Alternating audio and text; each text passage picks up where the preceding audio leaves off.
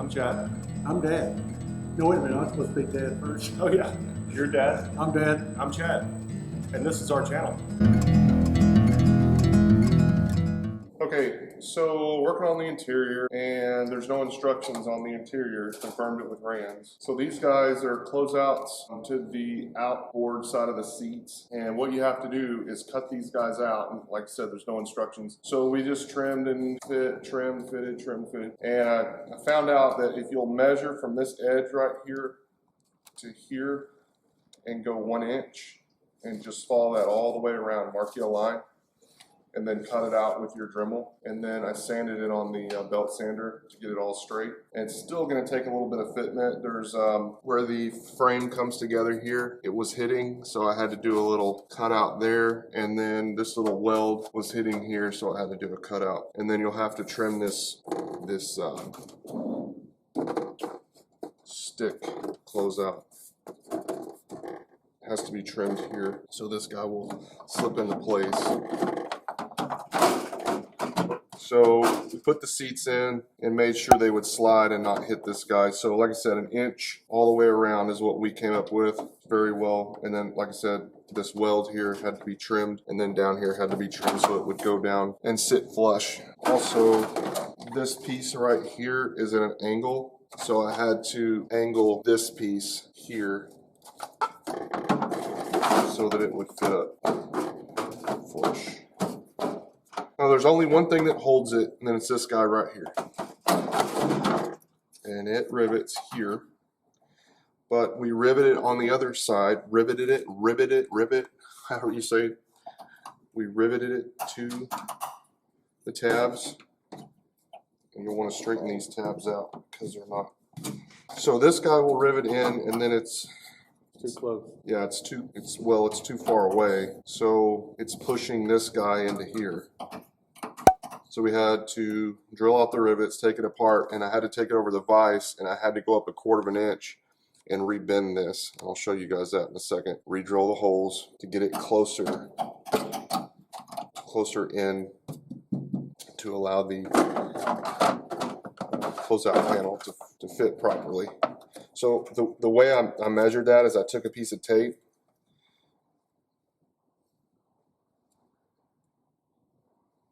and I stuck it here, and that's touching here.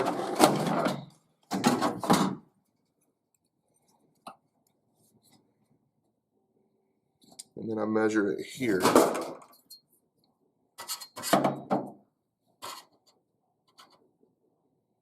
1/4 inch, same as the other side. Again, straighten these guys out.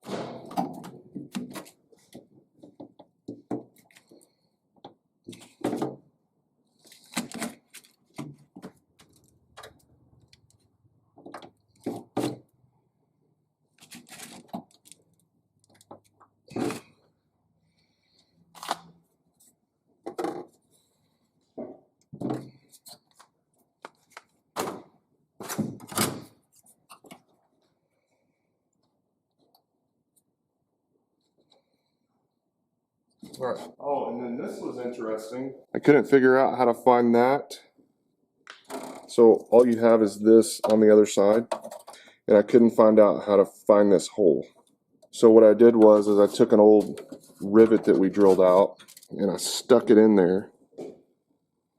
Got it to stay like that.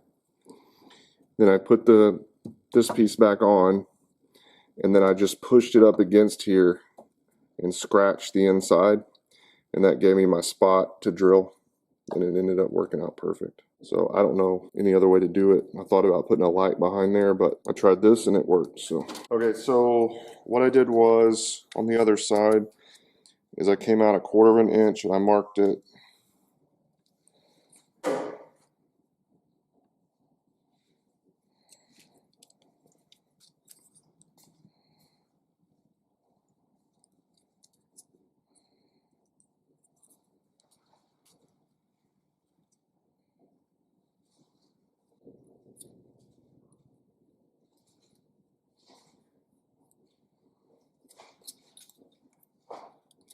If any of you guys have a big ass fan, let me know if it makes noise like mine does. I thought it was the VFD, but it's not. I think it's the motor coming from up here. So when the fan is on, if you've listened to my videos, you hear a high pitch sound.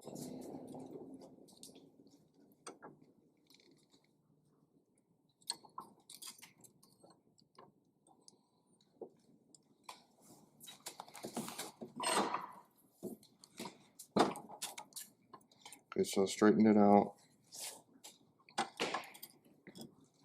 You put it right there on that line. Make sure you get it straight, level.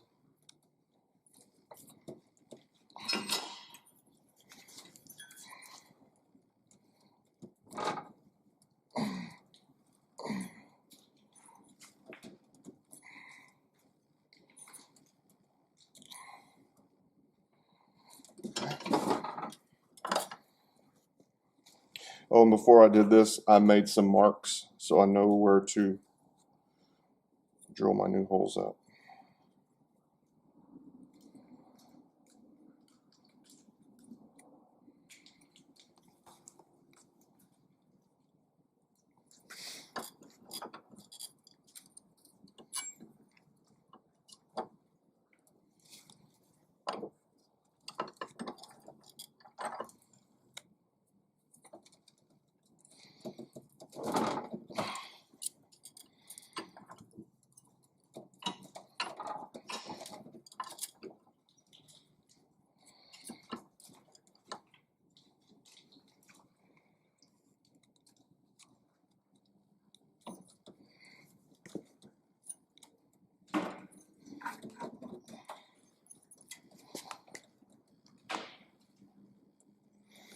Is that right? Yeah.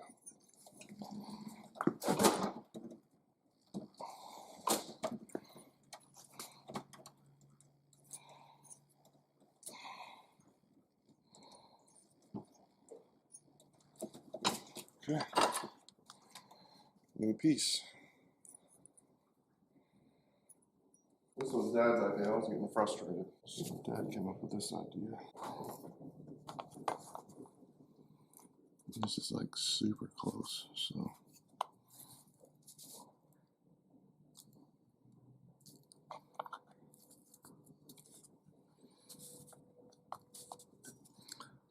Almost touching the other.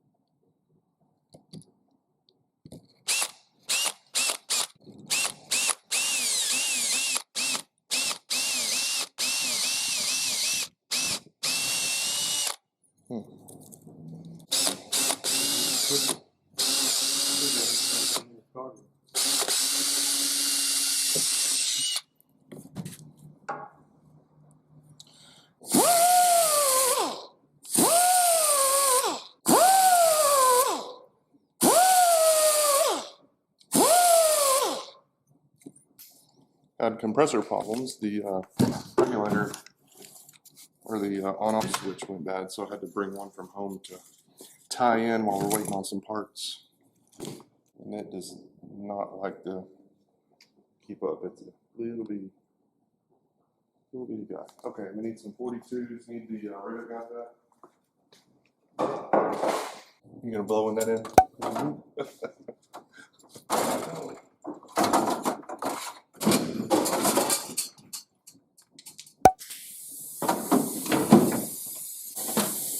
Will you give me the drill? And yeah, a long bit. I just have to knock that coating off. Okay, hit it. Back it out.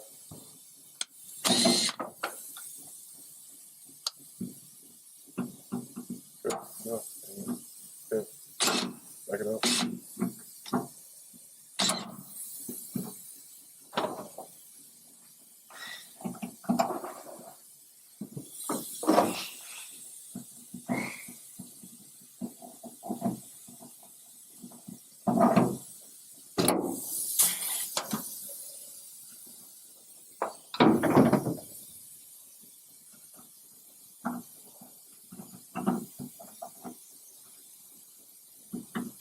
probably should have used one of the original holes.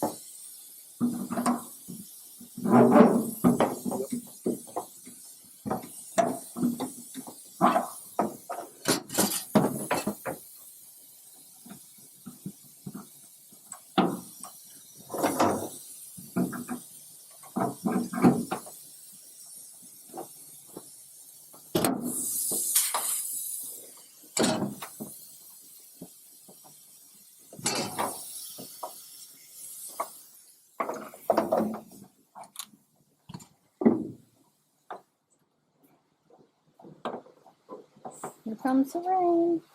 Here comes the rain again. Here comes the rain again. I don't know the rest of the song.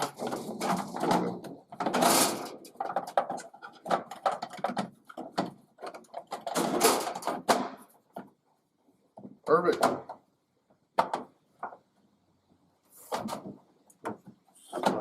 So now I just need to find use my little trick.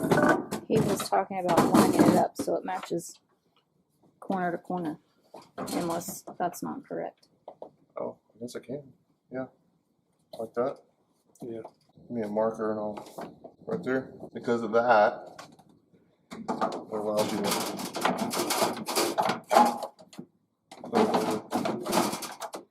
Yeah, I don't know about painting these because I'm afraid they get scratched up going in. So I'm thinking about covering them. Can't really tell. Some of Rand's pictures, it doesn't look like they did anything. And then some of their pictures, it looks like it's painted. Some of their pictures, it looks like it's covered. So I guess it's just whatever you want to do. Well, if you cover it, you're adding depth. Well, I wanted to cover it. We're covering this. And if I cover that, because there's only one mounting point. So this part kind of sticks out just a little bitty bit. So if it's covered, you won't be able to tell. Right. Because if there was more mounting points, it would be nice and tight against here. What I'm saying is the moment you cover it, you now you're taking away your depth where the seat rail goes. So it's good or bad? It's bad. You're going to have to shave it down more. Oh, no, it's like a really, really thin, like a vinyl. Oh, okay. It's super thin. I mean, it's like this. Okay. So, can you make like no, that wouldn't work. I was going to say a sticky vinyl. You could stick it on. It's called wallpaper. Wallpaper.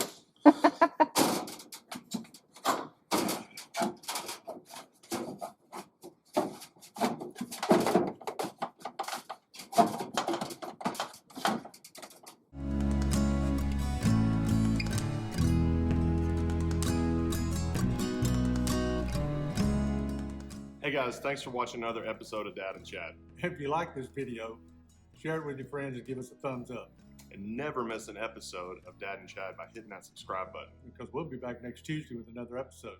Thanks again for watching Dad? and Chad.